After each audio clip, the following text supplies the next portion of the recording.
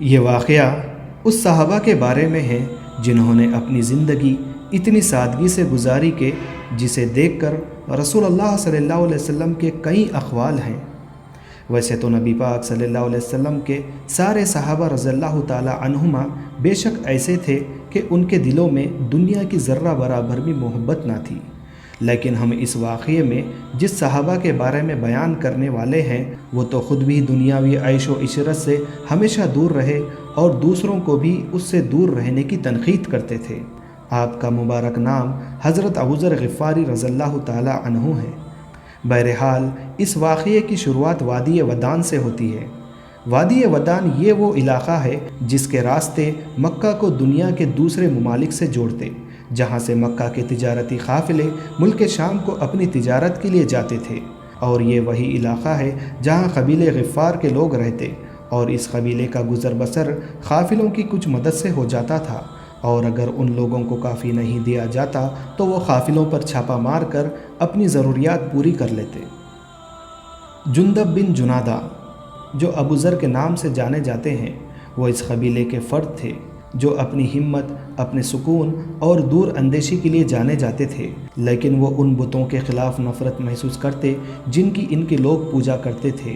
انہوں نے ان احمقانہ مذہبی عقائد اور اس مذہبی فساد کو رد کر دیا جس میں عرب لوگ مصروف تھے۔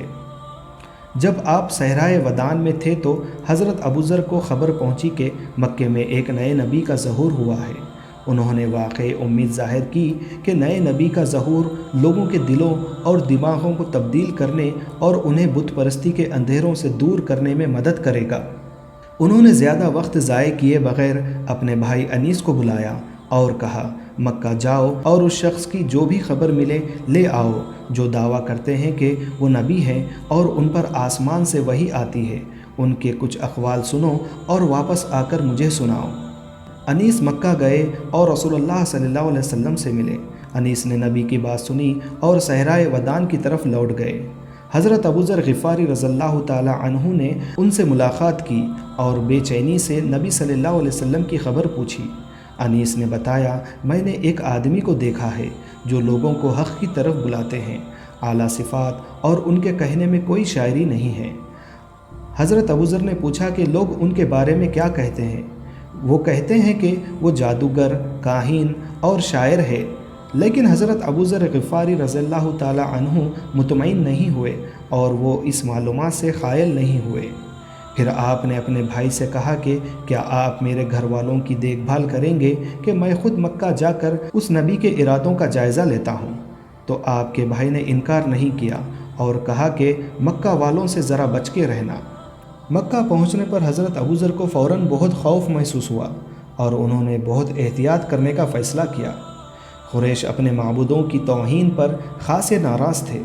حضرت ابوذر نے اس خوفناک تشدد کے بارے میں سنا جو وہ نبی پاک صلی اللہ علیہ وسلم کے پیروکاروں سے کر رہے تھے، اس لیے انہوں نے محمد صلی اللہ علیہ وسلم کے بارے میں کسی سے پوچھنے سے گریز کیا، یہ سوچ کر کہ وہ شخص نبی کا پیروکار یا دشمن بھی ہو سکتا ہے۔ جب رات ہو گئی تو حضرت ابوذر مسجد حرام میں آرام کرنے کے ارادے سے لیٹ گئے۔ حضرت علی ابن ابی طالب رضی اللہ تعالی عنہ ان کے پاس سے یہ سمجھتے ہوئے گزرے کہ وہ اجنبی ہے اور ان سے اپنے گھر آنے کو کہا۔ حضرت ابوذر غفاری رضی اللہ تعالی عنہ رات ان کے گھر پر گزاری۔ حضرت ابوذر نے کوئی سوال نہیں کیا اور نہ ان سے کوئی سوال پوچھا گیا، اور جب صبح ہوئی تو اپنا ساز و سامان لے کر مسجد حرام میں واپس آ گئے۔ حضرت ابوذر غفاری رضی اللہ تعالی عنہ نے اگلا دن نبی صلی اللہ علیہ وسلم کو پہچانے اور ملے بغیر ہی گزارا۔ شام کو وہ سونے کے لیے مسجد حرام میں گئے اور حضرت علی دوبارہ ان کے پاس سے گزرے اور فرمایا، کیا یہ وقت نہیں کہ آدمی اپنے گھر کو جائے؟ حضرت ابوذر غفاری رضی اللہ تعالی عنہ ان کے ساتھ گئے اور دوسری رات بھی ان کے گھر ٹھہرے۔ پھر کسی نے بھی ایک دوسرے سے کچھ نہیں پوچھا، تاہم تیسری رات حضرت علی نے ان سے پوچھا کہ کیا آپ مجھے یہ نہیں بتاؤ گے کہ آپ مکہ کیوں آئے ہو؟ حضرت ابوذر نے فرمایا کہ صرف اس صورت میں جب آپ مجھے یہ عہد دیں گے کہ آپ میری رہنمائی کریں گے اس شخص کو ڈھونڈنے میں جس کی میں تلاش کرتا ہوں۔ حضرت علی رضی اللہ تعالی عنہ نے اتفاق کیا اور پھر حضرت ابوذر رضی اللہ تعالی عنہ نے بتایا۔ میں دور دراز سے مکہ آیا تھا کہ نبی صلی اللہ علیہ وسلم سے ملاقات کروں اور ان کی کچھ باتیں سنوں۔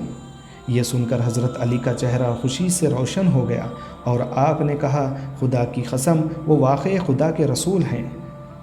اور وہ حضرت ابو ذر کو نبی پاک صلی اللہ علیہ وسلم اور آپ کی تعلیمات کے بارے میں مزید بتاتے چلے گئے۔ آخر میں فرمایا، جب ہم صبح اٹھیں تو میرا پیچھا کرو، اگر مجھے کوئی ایسی چیز نظر آئے جس سے مجھے لگے کہ آپ کو خطرہ ہو تو میں رک جاؤں گا اور پانی بہانے کی کوشش کروں گا، اور اگر میں چلتا رہوں تو میرے ساتھ چلو یہاں تک کہ آپ وہاں داخل ہو جاؤ جہاں میں داخل ہو جاؤں۔ حضرت ابو ذر رضی اللہ تعالی عنہ اس رات آرام سے نہ سو سکے، کیونکہ وہ نبی پاک صلی اللہ علیہ وسلم کو دیکھنے اور وحی کے الفاظ سننے کی شدید خواہش رکھتے تھے۔ صبح ہوتے ہی وہ حضرت علی کے نقش قدم پر چلتے رہے، یہاں تک کہ وہ رسول اللہ صلی اللہ علیہ وسلم کے سامنے پہنچ گئے۔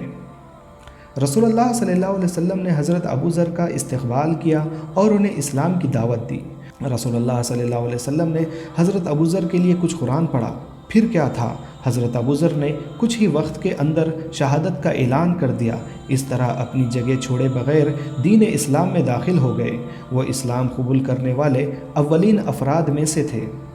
اس کے بعد حضرت ابو ذر مکے میں نبی پاک صلی اللہ علیہ وسلم کے ساتھ رہے اور آپ صلی اللہ علیہ وسلم نے انہیں اسلام سکھایا اور قرآن پڑھنا سکھایا۔ پھر آپ صلی اللہ علیہ وسلم نے حضرت ابو ذر رضی اللہ تعالی عنہ سے فرمایا، مکے میں کسی کو اپنے اسلام قبول کرنے کی خبر نہ دینا، مجھے ڈر ہے کہ وہ تمہیں مار ڈالیں گے۔ حضرت ابو ذر نے قسم کھائی، اس ذات کی قسم جس کے ہاتھ میں میری جان ہے، میں مکے سے اس وقت تک نہیں نکلوں گا جب تک کہ میں مسجد حرام میں نہ جاؤں اور قریش کے درمیان حق کی دعوت نہ دوں۔ نبی صلی اللہ علیہ وسلم خاموش رہے۔ حضرت ابو ذر مسجد حرام میں گئے، قریش بیٹھے باتیں کر رہے تھے۔ حضرت ابو ذر رضی اللہ تعالی عنہ ان کے درمیان گئے اور بلند آواز سے پکار کر کہا، اے قریش کے لوگ، میں گواہی دیتا ہوں کہ اللہ کے سوا کوئی معبود نہیں اور محمد صلی اللہ علیہ وسلم اللہ کے رسول ہیں۔ ان کی باتوں کا ان پر فوری اثر ہوا۔ وہ چھلانگ لگا کر کہنے لگے کہ اس کو پکڑو جس نے اپنا دین چھوڑ دیا ہے۔ انہوں نے حضرت ابو ذر کو جھپٹا اور انہیں بے رحمی سے مارنا شروع کر دیا۔ ان کا واضح مقصد انہیں قتل کرنا تھا، لیکن رسول اللہ کے چچا عباس بن عبد المطلب نے حضرت ابو ذر کو پہچان لیا۔ آپ نے حضرت ابو ذر کو قریش سے بچایا اور ان سے کہا، تم پر افسوس، کیا تم غفار قبیلے کے ایک آدمی کو قتل کرو گے اور تمہارے قافلے ان کے علاقے سے گزریں گے؟ پھر انہوں نے حضرت ابو ذر کو چھوڑ دیا۔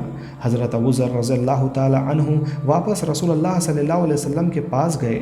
جب آپ صلی اللہ علیہ وسلم نے حضرت ابو ذر کی حالت دیکھی تو فرمایا، کیا میں نے تم سے نہیں کہا تھا کہ تم اپنے اسلام قبول کرنے کا اعلان نہ کرو؟ حضرت ابو ذر نے کہا، اے خدا کے رسول، یہ ایک ضرورت تھی جسے میں نے اپنے دل میں محسوس کیا اور اسے پورا کیا۔ نبی صلی اللہ علیہ وسلم نے حکم دیا، اپنی قوم کے پاس جاؤ اور جو کچھ تم نے دیکھا اور سنا ہے ان کو بتاؤ، انہیں خدا کی طرف بلاؤ۔ ہو سکتا ہے کہ خدا تمہارے ذریعے ان کے لیے بھلائی لائے اور ان کے ذریعے تمہیں اجر دے، اور جب تم سنو کہ اسلام کا غلبہ ہو گیا ہے پھر میرے پاس آؤ۔ حضرت ابو ذر اپنی قوم کے پاس واپس چلے گئے۔ ان کے بھائی ان کے پاس آئے اور ان سے سفر کے بارے میں پوچھا۔ حضرت ابو ذر نے انہیں بتایا کہ وہ مسلمان ہو گئے ہیں اور وہ محمد صلی اللہ علیہ وسلم کی تعلیمات کی سچائی پر یقین رکھتے ہیں۔ ان کے بھائی نے کہا، میں آپ کے مذہب کا مخالف نہیں ہوں، حقیقت میں میں اب ایک مسلمان اور مومن بھی ہوں۔ پھر وہ دونوں اپنی والدہ کے پاس گئے اور انہیں اسلام کی دعوت دی۔ ان کی والدہ نے کہا، مجھے آپ کے مذہب سے کوئی نفرت نہیں ہے، میں اسلام بھی قبول کرتی ہوں۔ اس دن سے اہل ایمان کا یہ گھرانہ بنا تھکے محنت کے ساتھ اللہ کی طرف قبیلے غفار کو دعوت دینے نکلا اور اپنے مقصد سے پیچھے نہیں ہٹا۔ آخرکار ایک بڑی تعداد مسلمان ہو گئی۔ حضرت ابو ذر رضی اللہ تعالی عنہ اپنے صحرائی ٹھکانے میں رہے، یہاں تک کہ رسول اللہ صلی اللہ علیہ وسلم مدینہ تشریف لے گئے اور بدر، احد اور خندق کی جنگیں لڑی گئیں۔ آخرکار مدینے میں حضرت ابو ذر نے نبی صلی اللہ علیہ وسلم کو اپنی مہمان نوازی اور ذاتی خدمت کی درخواست فرمائی۔ آپ صلی اللہ علیہ وسلم نے اتفاق کیا اور آپ کی صحبت اور خدمت سے خوش ہوئے۔ وہ کبھی حضرت ابو ذر کو دوسروں پر ترجیح دیتے تھے اور جب بھی نبی پاک صلی اللہ علیہ وسلم ان سے ملتے تو انہیں تھپتھپاتے اور مسکراتے تھے اور خوشی کا اظہار کرتے۔ رسول اللہ صلی اللہ علیہ وسلم کی وفات کے بعد حضرت ابو ذر رضی اللہ تعالیٰ عنہ غم اور اس علم کی وجہ سے مدینے میں ٹھہرنے کے متحمل نہ ہو سکے کہ اب ان کی رہنمائی کی کوئی جماعت باقی نہ رہی۔ چنانچہ وہ شام کے صحرا کی طرف روانہ ہوئے اور حضرت ابو بکر اور عمر رضی اللہ تعالیٰ عنہما کے دور خلافت میں وہیں رہے۔ حضرت عثمان رضی اللہ تعالیٰ عنہ کی خلافت کے دوران حضرت ابو ذر دمشق میں رہے اور مسلمانوں میں دنیا کی فکر اور ان کی عیش و عشرت کی خواہش کو دیکھا۔ اس سے وہ رنجیدہ ہوئے اور واپس لوٹ گئے۔ چنانچہ حضرت عثمان رضی اللہ تعالیٰ عنہ نے مدینہ آنے کو کہا۔ مدینے میں وہ لوگوں کے دنیاوی سامان اور لذتوں کے حصول پر بھی تنقید کرتے تھے۔ چنانچہ حضرت عثمان رضی اللہ تعالیٰ عنہ نے فرمایا کہ وہ مدینے کے قریب ایک چھوٹے سے گاؤں ربادہ میں چلے جائیں۔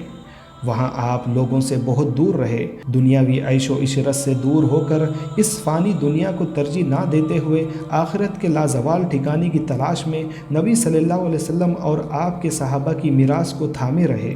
ایک دفعہ ایک آدمی ان کے پاس آیا اور ان کے گھر کی چیزیں دیکھنے لگا، لیکن اسے کافی ٹوٹا ہوا پایا۔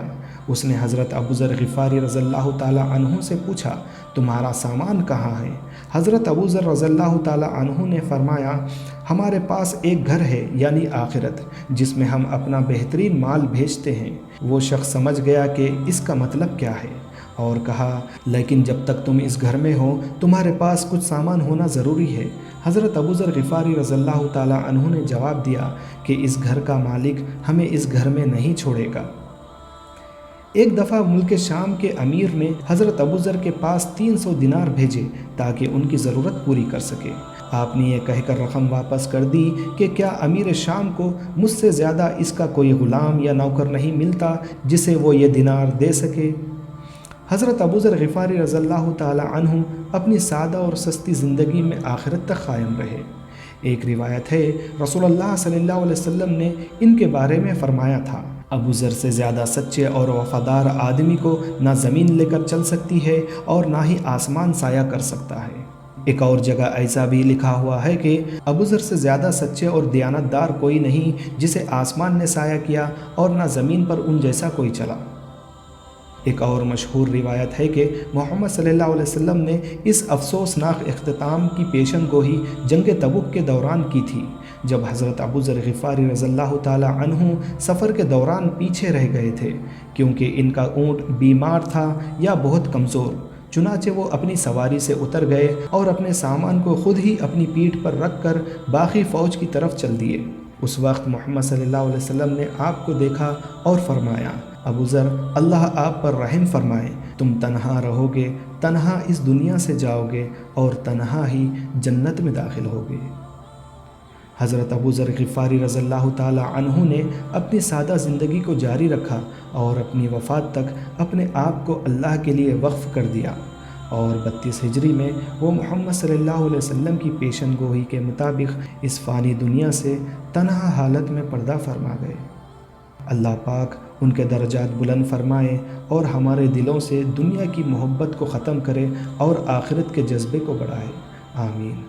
پیارے دوستوں، آپ کو ہماری ویڈیو اچھی لگے تو اسے لائک، کامنٹ اور اپنے دوست و احباب کے ساتھ ضرور شیئر کریں، اور آپ کو مناسب لگے تو ہمارے چینل جسٹ وائب کو سبسکرائب بھی کریے اور ساتھ ہی بیل آئیکن پر کلک کریں تاکہ ہماری اگلی ویڈیو کی نوٹیفیکیشن آپ تک پہنچ سکے۔ جزاک اللہ، دعاؤں کی خاص گزارش۔ اللہ حافظ۔